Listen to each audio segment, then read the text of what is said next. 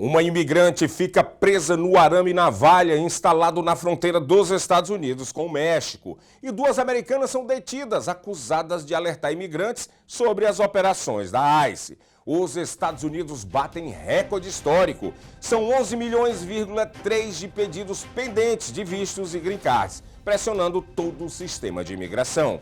E a química política entre Trump e Lula avança, e o chamado tarifaço é totalmente zerado. E Lula convida Trump a visitar o Brasil. Tudo isso e muito mais, agora, no Agenda 47.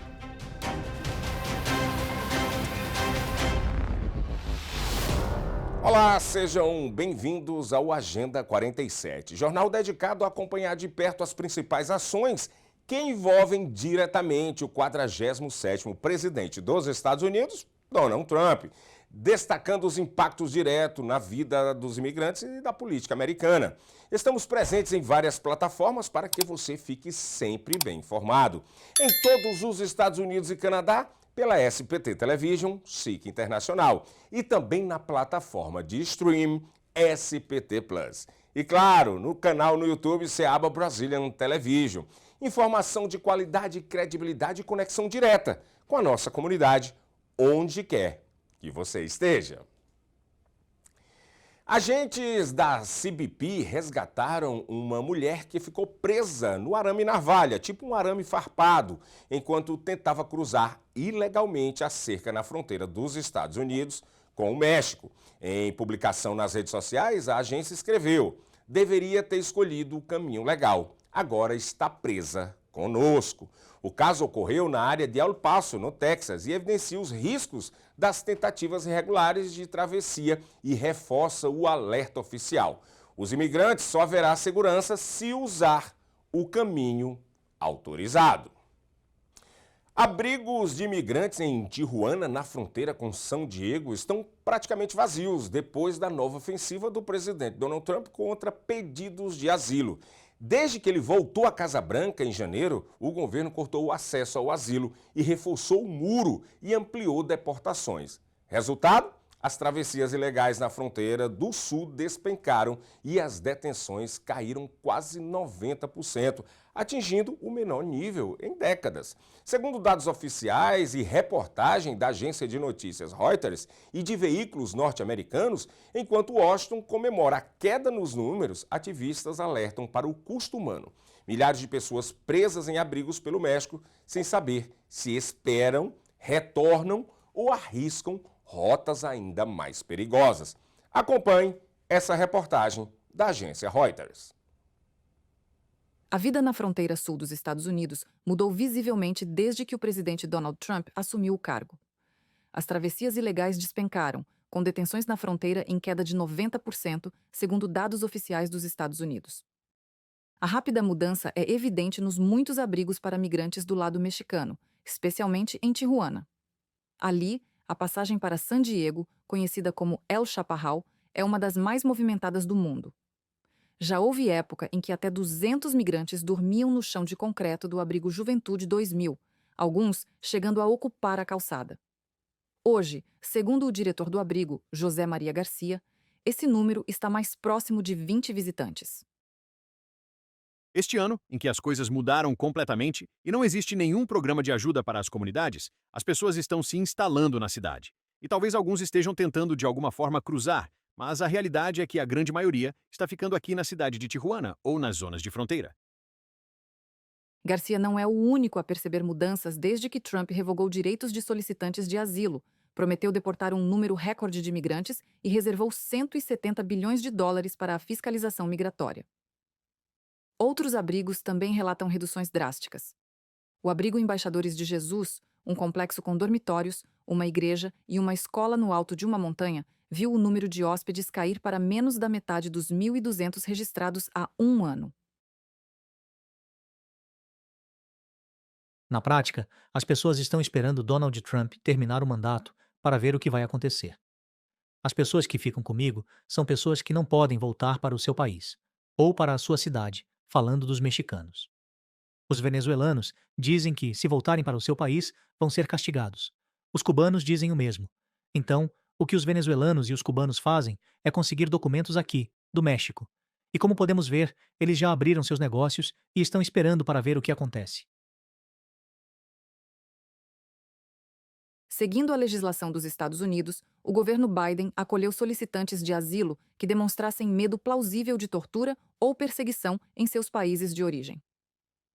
A migração disparou a níveis históricos e a diversidade dos países de origem se multiplicou. Então, em 20 de janeiro, Trump invocou poderes de emergência para suspender os pedidos de asilo. Essa suspensão, somada às imagens do reforço da fiscalização migratória em todo o país, assustou potenciais migrantes que desistiram de sair de casa. Na manhã de 17 de novembro, no bairro Plaza Meriwood, em Charlotte, 2 cidadãs norte-americanas foram detidas por agentes federais após acionar a buzina do seu veículo para alertar imigrantes sobre uma operação da ICE. Segundo os relatos do jornal Charlotte Observer e da emissora WBTV, os agentes perseguiram o carro, cercaram-no, quebraram a janela e sacaram armas de fogo para forçar a saída das mulheres. Ambas foram levadas a uma instalação federal do FBI e liberadas horas depois, com citações, sem que os encargos federais tenham sido detalhados. O episódio ocorreu em meio à operação batizada de Operation Charlotte's Web, que teve mais de 130 prisões somente em um fim de semana. Em Chicago, dados oficiais do Departamento de Justiça dos Estados Unidos revelam que 615 pessoas detidas recentemente nas operações de imigração, apenas 16 tinham antecedentes criminais, classificados como de alto risco para a segurança pública, ou seja, cerca de 2,6% do total. A grande maioria era composta por trabalhadores, membros da comunidade, sem ligações com crimes graves. Em resposta, a juíza federal Jeffrey Cumming determinou a apresentação de documentação detalhada ao governo e ordenou a libertação dos 615 detidos, cuja prisão pode ter violado um decreto de consentimento firmado em 2022. Essa revelação coloca em xeque o argumento da administração de Donald Trump e de que suas operações de imigração tinham um foco nos piores dos piores. A Chris Nolan, secretária de Segurança Interna dos Estados Unidos, afirmou que os processos de vistos de Green Card e naturalizações foi acelerado no governo Donald Trump. Porém, os próprios dados do Serviço de Cidadania e Imigração dos Estados Unidos, o USCIS, mostram que mais de 11,3 milhões de pedidos estão pendentes em meados de 2025, o maior número da história da agência. Desses, cerca de 60 mil nem sequer foram registrados oficialmente para uma análise, revelando atraso já na fase inicial do processamento. Em resumo, enquanto o discurso político fala em aceleração, os números apontam para esperas prolongadas de famílias, trabalhadores e imigrantes legais. Uma corte federal impediu que o Texas utilize o novo mapa de distritos congressionais desenhado por republicanos a mando de Donald Trump para as eleições de meio mandato de 2026. Um duro golpe à estratégia do presidente de proteger a frágil maioria republicana na Câmara dos Deputados. A decisão atinge o plano de conseguir até 5 cadeiras extras para o partido no estado e sinaliza que o esforço de redesenhar os mapas em vários estados encontra forte resistência judicial. Inclusive, esse redesenhamento aconteceu no último dia 4 de novembro, uma eleição na Califórnia, e foi aprovado, mas também já está entrando em embates jurídicos. Isso aí vai longe. O governo federal entrou com uma ação nessa semana contra o estado da Califórnia, acusando o governador Gavin Newsom de violar a lei ao permitir que imigrantes sem autorização de residência pague a mesma mensalidade de alunos residentes no estado. Segundo o processo da Justiça dos Estados Unidos, a regra estadual provoca situação em que o cidadão norte-americano de fora da Califórnia acaba pagando mais caro para estudar ali, enquanto pessoas vivendo ilegalmente no país teriam acesso a taxas mais baixas. O texto em questão faz parte do Código Educacional da Califórnia e, na visão do governo federal, conflita com a lei de imigração que proíbe a concessão de benefícios baseados em residência. O que está no país sem visto e esse tipo de benefício não for igualmente dado a cidadão dos Estados Unidos. A Califórnia é pioneira com o projeto de lei da Assembleia 540, que permite que alunos que cursarem pelo menos 3 anos de ensino médio e se formarem no estado paguem taxa de residente, independentemente do status migratório. Agora enfrenta seu maior desafio jurídico em décadas. A ação levanta inclusive uma disputa central. Será que o estado pode estender a estudantes com presença ilegal no país o mesmo tratamento de residentes legais e de próprios americanos, quando essa regra faz com que os cidadãos de outros estados sejam indiretamente prejudicados? A avaliação fica com vocês. Alguns procedimentos de imigração vão ficar mais caros em 2026 devido à inflação. A reportagem é de Aletheia Rodrigues. O aumento dessas taxas é uma das inúmeras mudanças que o governo Trump implementou para pessoas que buscam imigrar ou permanecerem legalmente no país. Essas mudanças incluem o cancelamento do status de proteção temporária para migrantes venezuelanos, maior monitoramento das redes sociais em busca de publicações anti-americanas e requisitos de cidadania mais rigorosos. Se você pretende solicitar uma autorização de trabalho, asilo ou status de proteção temporária em 2026, se prepare que vai custar um pouquinho mais caro. O governo dos Estados Unidos anunciou nesta quinta-feira que aumentará as taxas para certos procedimentos de imigração no próximo ano. O objetivo é fazer um ajuste à taxa de inflação entre julho de 2024 e julho de 2025. A medida afeta especificamente 8 formulários diferentes e os aumentos variam de 2 a 10 dólares. Em um comunicado, o Serviço de Cidadania e Imigração dos Estados Unidos anunciou uma publicação de um diário oficial federal detalhando os procedimentos afetados e seus novos valores, de acordo com a implementação da Lei HR1, também conhecida como One Big Beautiful Bill. As novas taxas entrarão em vigor em 1º de janeiro de 2026. Isso significa que quem enviar uma solicitação e ela tiver um carimbo postal datado de 1º de janeiro ou de qualquer dia posterior, deverá incluir a nova taxa. Agora, quem enviar a correspondência e ela tiver um carimbo postal datado de 31 de dezembro de 2025 ou de qualquer outro dia anterior, deverá incluir a taxa vigente. Vale lembrar que a partir de 2026, essas taxas serão ajustadas pela inflação para estar em conformidade com as alterações aprovadas no HR1 e publicadas no Diário Oficial Federal em julho passado. Muito obrigado, Aletheia Rodrigues, pela reportagem. O presidente dos Estados Unidos, Donald Trump, anunciou ontem a retirada da tarifa de 40% de vários produtos brasileiros. A decisão foi publicada pela Casa Branca e é válida para produtos que entraram nos Estados Unidos a partir de 13 de novembro. A seleção inclui carne bovina, café, açaí, cacau e diversos outros produtos. São mais de 200 itens que foram acrescentados à lista de exceções do tarifaço aplicado ao Brasil.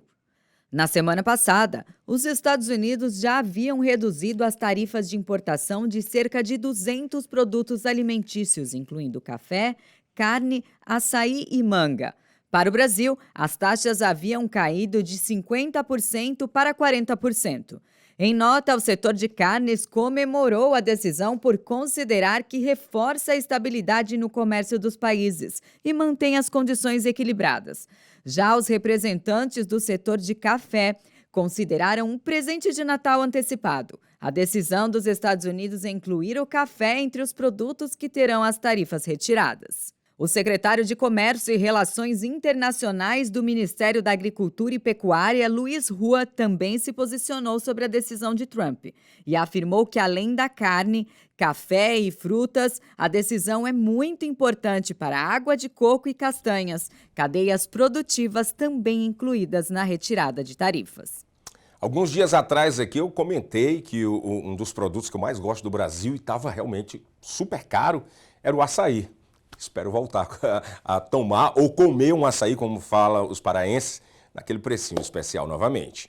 E não foi só as autoridades que comentaram sobre isso, não. O presidente Luiz Inácio Lula da Silva afirmou na noite de quinta-feira que está feliz com o anúncio feito pelo presidente Donald Trump e que os Estados Unidos irão cortar 40% para produtos brasileiros, como café, carnes e frutas. Essas declarações foram feitas durante a abertura oficial do Salão Internacional do Automóvel em São Paulo, no momento em que o Lula soube dessa posição do Donald Trump. Para o governo brasileiro, a reversão representa uma vitória para o agronegócio e uma retomada da competitividade em mercados chaves, como os Estados Unidos. Na cerimônia, Lula destacou o esforço diplomático e continua ressaltando que o Brasil quer ampliar o acesso aos mercados estadunidenses e fortalecer a parceria comercial. Segundo analistas, a redução das tarifas pode contribuir para o alívio nos preços dos alimentos importados nos Estados Unidos e indica uma mudança no rumo da política comercial americana. Para os exportadores brasileiros, a expectativa agora é voltar à confirmação prática da retirada das tarifas e a manutenção do fluxo comercial sem novos entraves. Confira agora um trecho do momento em que o Lula soube ali durante aquele lançamento do Salão do Automóvel em São Paulo sobre o corte dos 40%. Veja aí no momento que ele comenta. Ninguém é obrigado a concordar com ninguém. Ninguém é obrigado a estar na mesma religião. Ninguém é obrigado a gostar do mesmo time. A única coisa que nós temos que ser é respeitosos uns com os outros e admitir o exercício da democracia. Por isso, eu estou muito feliz hoje. Eu estou muito feliz.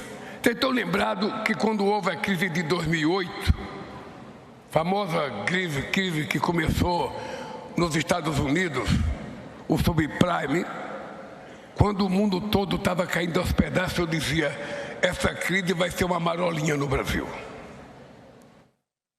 E a crise foi uma marolinha no Brasil. Ela só durou um ano. O Brasil foi o último país a entrar e o primeiro a sair da crise. Porque se você tomar com a febre muito alta, você vai cometer erros. E hoje eu estou feliz, porque o presidente Trump já começou a reduzir algumas taxações que eles tinham feito em alguns produtos brasileiros.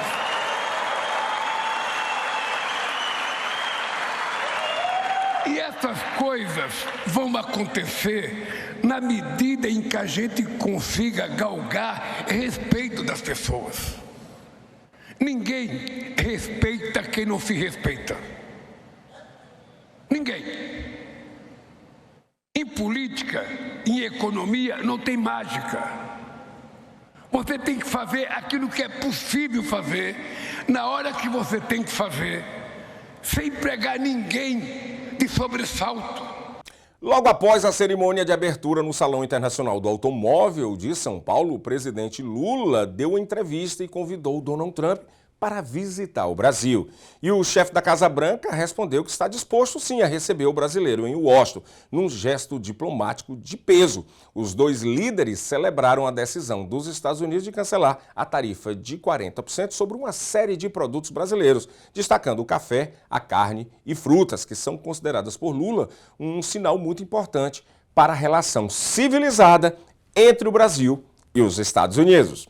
Confira. Depois de um telefonema de meia hora com o presidente Trump, depois do encontro na Malásia, o presidente Trump acaba de anunciar de que vai começar a reduzir vários produtos brasileiros que foram taxados em 40%. Isso é um sinal muito importante para a relação civilizada que tem que ter Brasil e Estados Unidos. Portanto, eu acho algo que o Trump deu um bom sinal, então nós precisamos estar preparados, porque ele está convidado para vir no Brasil quando ele quiser, e eu espero ser convidado para ir a Washington para a gente poder zerar qualquer celeuma comercial, política entre Brasil e Estados Unidos. E depois da conversa do presidente Lula com o presidente Trump, abriu uma avenida de entendimento. E aí esses avanços significam emprego, desenvolvimento, mais comércio exterior. O que nós precisamos é de mais investimento, tanto de empresas brasileiras lá como de empresas norte-americanas aqui. O que a gente precisa é de mais comércio, mais entendimento, mais integração. Só queria dizer ao presidente Trump o seguinte: eu vou lhe agradecer só parcialmente, porque eu vou agradecer totalmente quando tudo tiver acordado entre nós.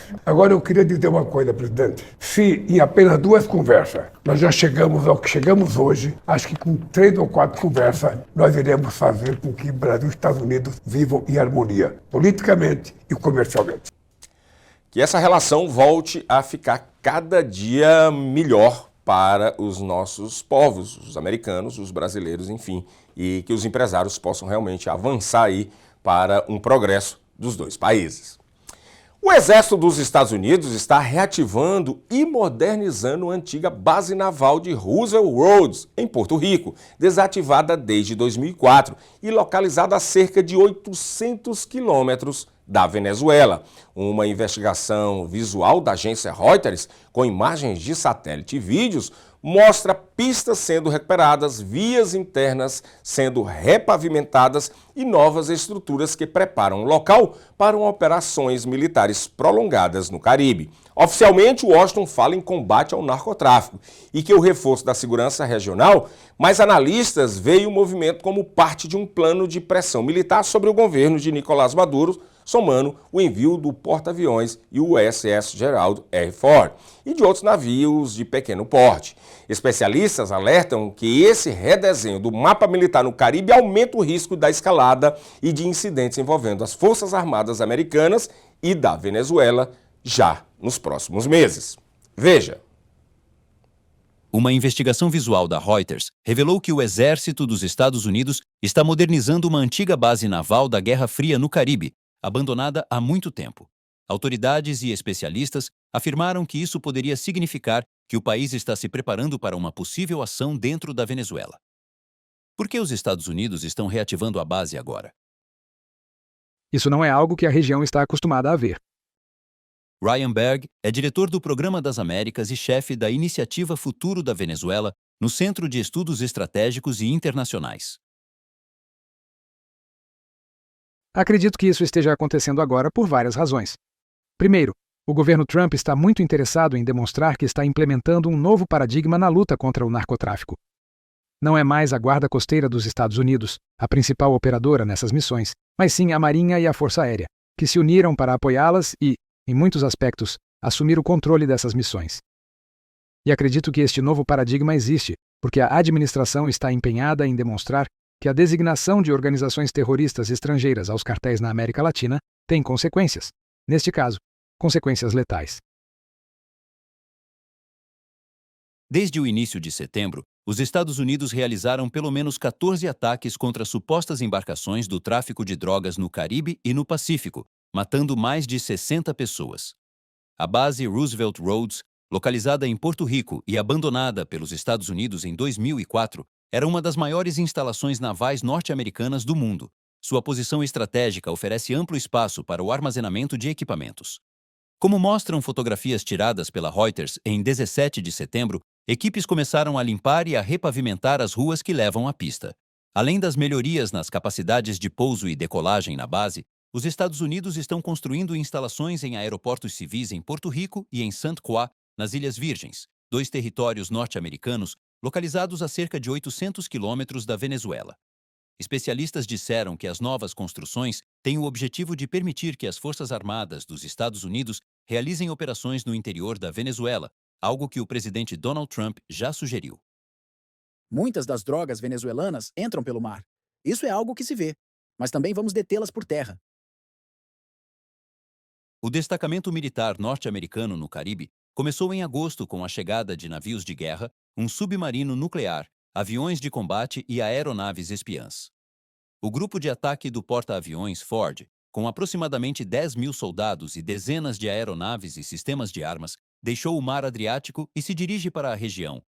De acordo com reportagens da Reuters, desde agosto, a administração Trump mobilizou na área pelo menos 13 navios de guerra, 5 de apoio e um submarino nuclear.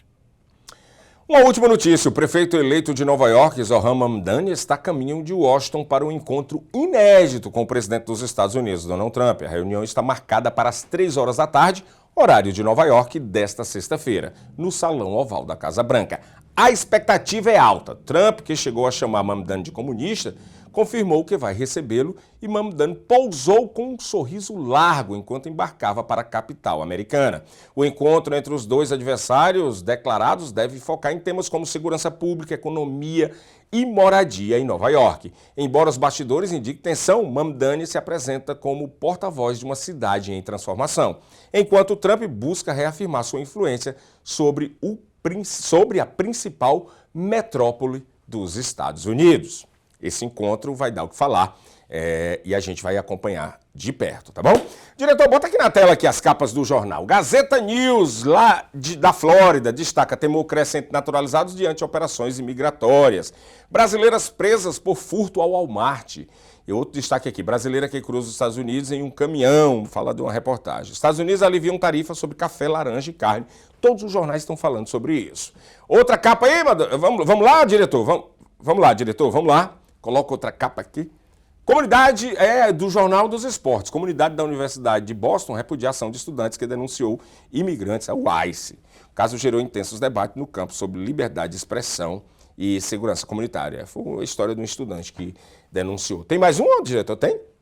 Então, já essa aqui. Brazilian Times. Lessa Hogan, Thalita Zampiroli vão apresentar a grande final do Brazilian Talents Contest USA 2025. Pastor brasileiro deixa o Texas e decide se autodeportar depois de uma década aguardando residência legal. É isso, gente. Vamos ficando por aqui. Hoje é sexta-feira. Bom final de semana. Mas antes de me despedir de vocês, logo mais, às 7 horas da noite, estarei de volta aqui com o Brasil News, destacando o que rodou no mundo, o que foi destaque no mundo, no Brasil e aqui nos Estados Unidos. Mas não esquece, ó, ativa o sininho das notificações, se inscreva no canal, só naquela ao vivo que a gente fez. Lá no meio da rua, aqui no Iron Bond, já foram mais de 200 inscritos só naquele vídeo. Eu quero muito mais, porque a gente quer chegar a 15 mil no final do ano. Eu e o diretor aqui, a gente criou um deal aqui que nós vamos conseguir. Obrigado pela audiência e até segunda-feira e mais tarde.